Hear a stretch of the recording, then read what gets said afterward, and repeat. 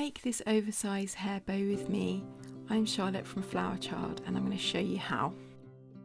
Gather up your equipment, and you can do this by hand or with a sewing machine. It's entirely up to you.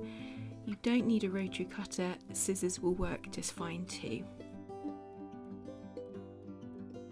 Cut your fabric so you've got 3 strips that are 11 inches by 4 inches.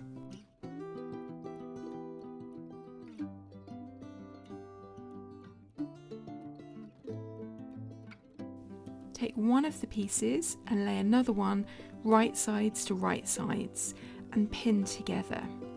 You're going to be sewing just down the long edges with 1/4 of an inch seam allowance.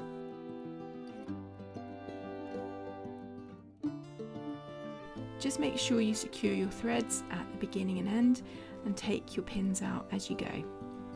Make sure you leave the short ends open.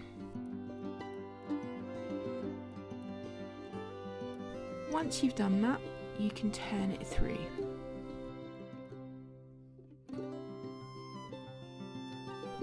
And then once you've turned it through, just finger press the seam just so that it lays nice and flat. Once you've done that, you can give it a good iron.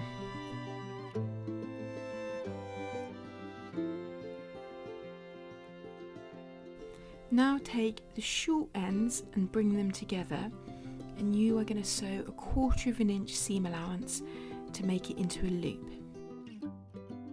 Once you've done that, turn it through, and then again with your fingers just press that seam flat. That should hold it. You can give it an iron if you want.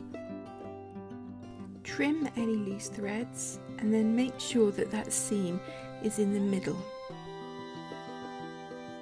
Now we're going to fold it into the bow shape. So you fold it in half with the seam facing each other, and then you're going to fold that half into thirds, like a concertina. If you want to, you can do a big running stitch here instead.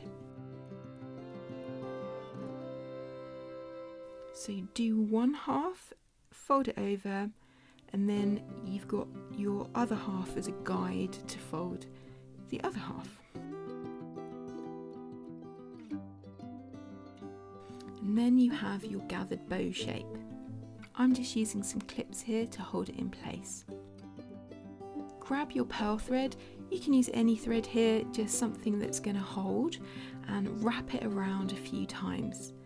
Leave a little tail on the end so you can tie a knot.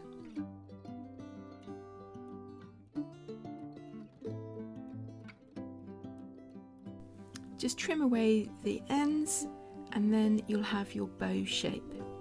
Then you can set this aside. Take your third piece of fabric, your 11 by 4 inch fabric, and fold it in half lengthways. You can just press it down with your hands, or you can use an iron. Then we're going to fold in the corners on both ends at the 45-degree angle, and you can just press it with your finger just to mark that angle.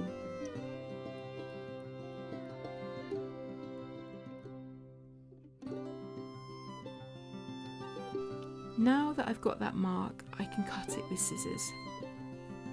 And you're just taking that corner off.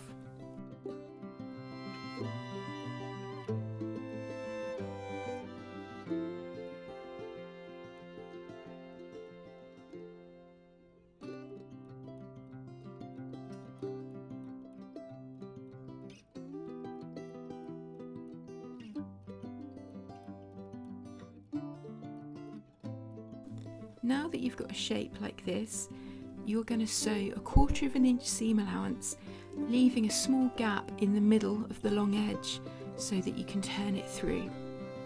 And you can see the stitch marks there, and you've got a gap in the middle. Turn it through, and you can use a chopstick or a knitting needle, something like that, and get right into those corners. You can clip your corners as well and make sure you get a nice sharp point.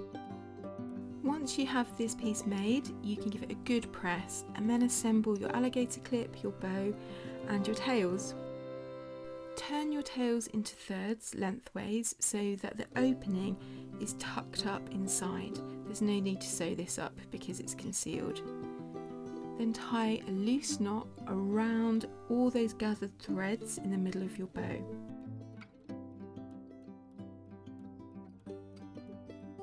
At this point I like to arrange the bow and I fiddle about a little bit until it sits in the way that I would like it to.